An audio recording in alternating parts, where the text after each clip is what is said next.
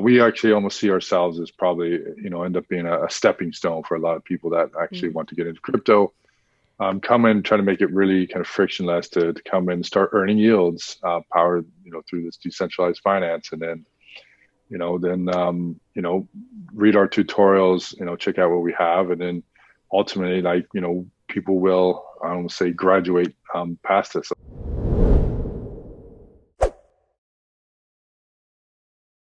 Hey everyone, and welcome back to my channel, Girl Gone Crypto. I am really excited to have Yield here on the show. It's a project that I've been kind of watching and seeing around the cryptoverse for a little bit, so excited to have the CEO and co-founder on to dive into it all a little bit more. So we've got Tim Frost here, and Tim, thank you so much for joining us today.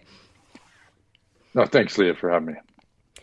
So, yield is DeFi banking in your pocket. And so, let's just to start out, give us a high level overview of what that means, what yield is, and what you guys are building. And then we can just kind of dive into it from there.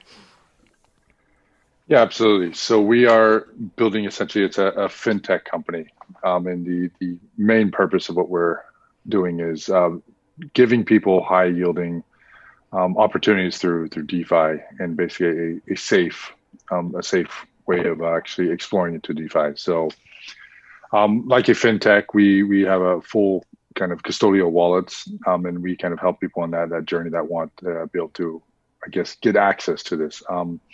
DeFi is going to be a much bigger thing as we move on into the future, into the financial sector, and there's a lot of risks associated with it, and high barrier to entry, and we are essentially want to make this more accessible to everyone.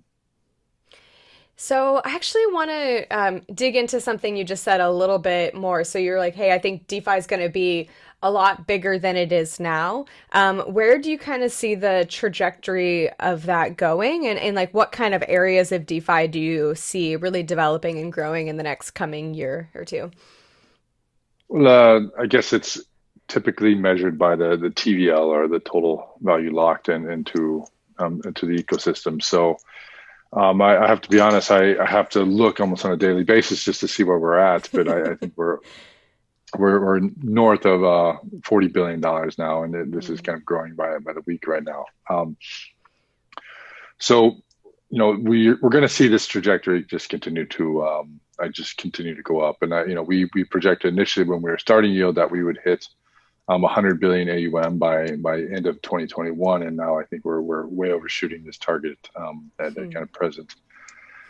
So, that's the I guess the main benchmark of where we're going to see, I guess, of how it's measured. But I think just the amount of users into it, it's always very hard to kind of judge because it's basically a number of wallets. But we essentially, it's growing, I think, at a slower pace than we kind of like to see. But I think just Mm. because of the sheer complexity of, and the high barrier to entry, just particularly with everything predominantly revolves around Ethereum, and just now Right. it's been inaccessible with the gas fees.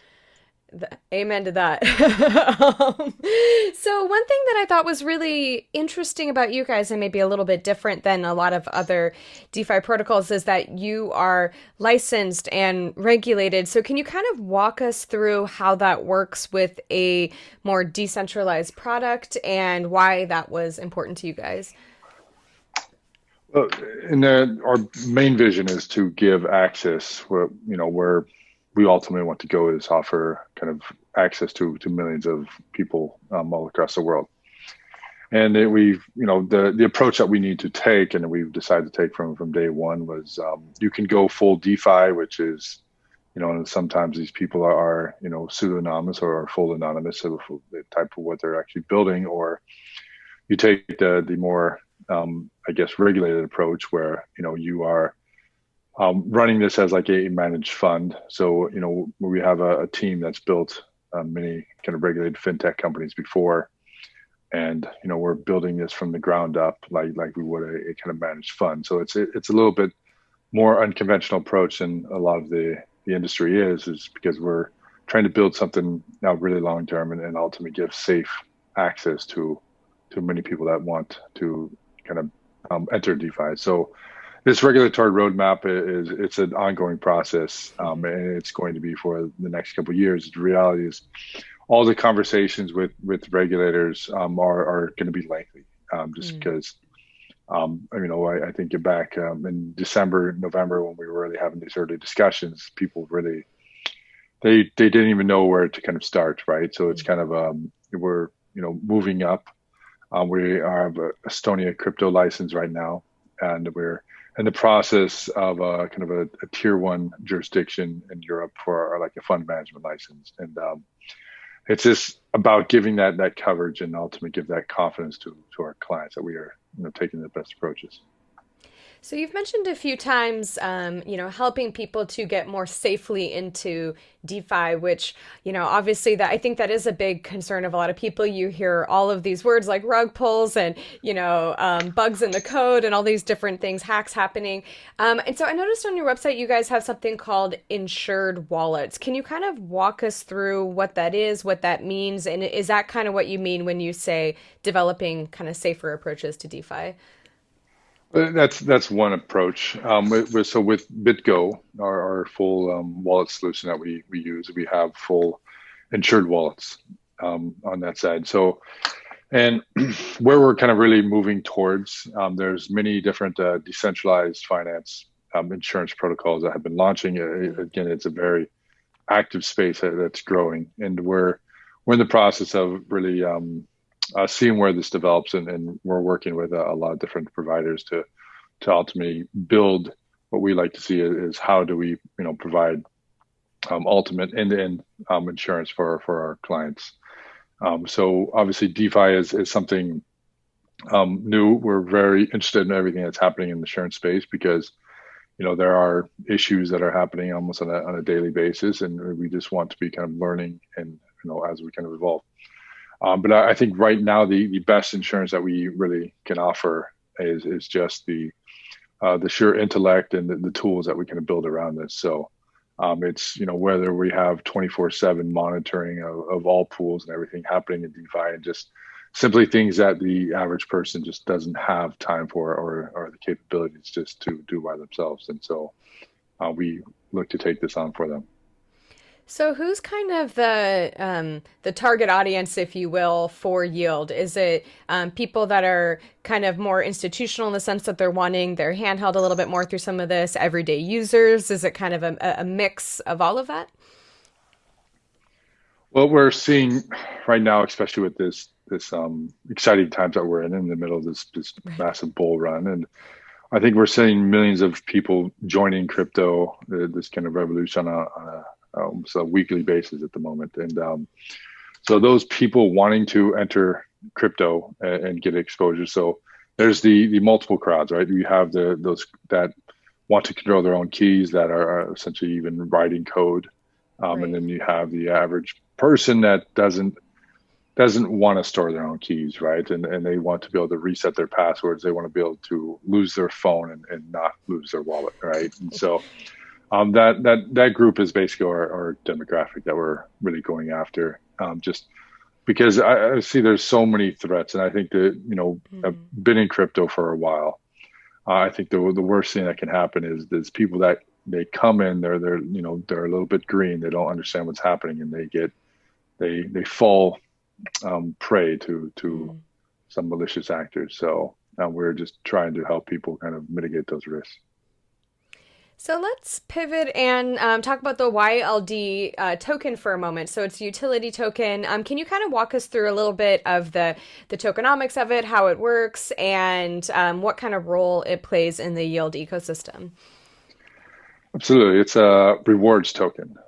So what this rewards token does by holding it, you essentially be able to amplify your APY. Mm. So we now have our a stablecoin fund that's fully operational, and you can be able to amplify your APY from 12 to 20%. We have our Ether fund launching as well in just the next few days actually, and we are same type of terms with that with holding a certain amount of YLD tokens. So the top tier is holding up to 20,000 YLD tokens. You're now a kind of a tier 5 member, and now Mm. you're earning up to 20% APY with your Ether in the very near term. So it's, we just really want to build a kind of an inclusive kind of ecosystem, and obviously building a token that fully fits in this ecosystem that kind of rewards the users that have kind of helped us get to where we are. Got it. So if I was a new user kind of coming in, maybe walk me through this. So let's say I want to earn on, let's say I've got 10 ETH, just to kind of keep simple numbers. And so I would put the 10 ETH into the Yield app. And then if I purchase Yield as well, I could be earning a higher return. And then do I earn it in YLD or do I earn it in Ether? Maybe just kind of walk us through the whole process. Yeah, so we're trying to make this quite simple. Said I have a few fintechs before that we've grown to millions of users, and ultimately that we got to make this friction level quite minimal. And so right now you can sign up, except for an American citizen, but you can register for an account, and we like to see less than 2 minutes. Do a quick KYC verification, and essentially you've been approved for an account.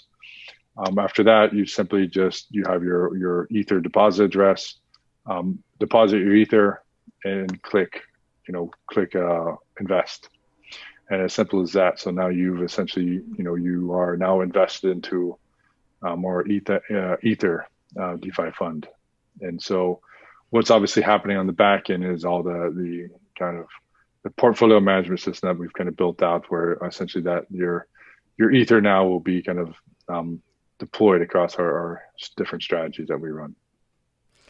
So, And so if you want to buy YLD with the app, I think it'll be right now we allow it for stable coins. We won't have it from initial launch of the Ether fund, but it'll be a very simple in-app kind of purchase if you want to upgrade your membership tier. got it. Okay. No, thanks for walking us through that. It's nice to get kind of a visual on the step by step. So speaking of like simplifying things and making things easier, I noticed that you guys have a lot of educational resources on your site, both about just DeFi topics, cryptocurrency topics. Why is that important to you guys? Is that kind of a big part of your kind of overall mission as a company to help provide these resources and education? Kind of talk us through that a little bit. Yeah, so it's been a mission for ours since day one. I mean, we're very enthusiastic about everything that crypto and DeFi and everything that's happening. And so, yeah, we want to be a resource of people that can actually come in, and we really encourage our clients. So we actually almost see ourselves as probably, end up being a stepping stone for a lot of people that actually want to get into crypto.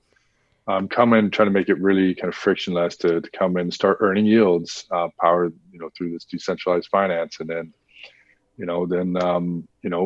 read our tutorials, check out what we have. And then ultimately, people will, I don't say graduate past this a lot of times. And it's kind of, I think, something that we will ultimately get to. And we encourage people to.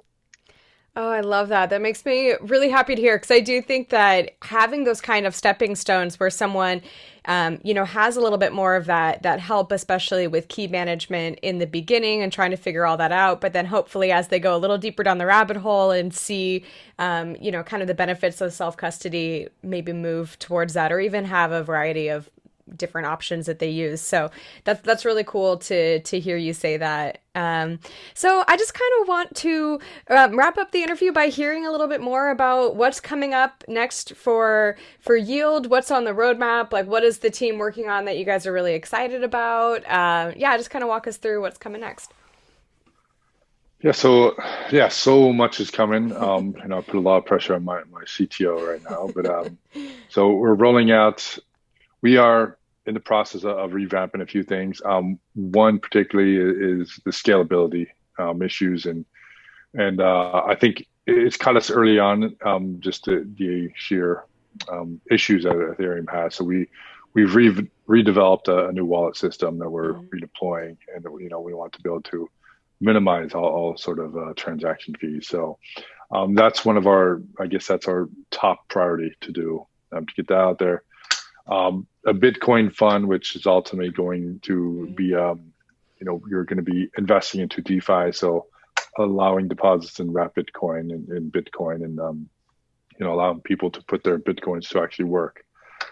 Something we're really excited about and have so many inquiries. So the mobile applications itself in March will be coming out. So we are a Yield app, and we will have our native app out in the near term. And ultimately, it's a step-by-step process to turning this into like a full-fledged digital bank.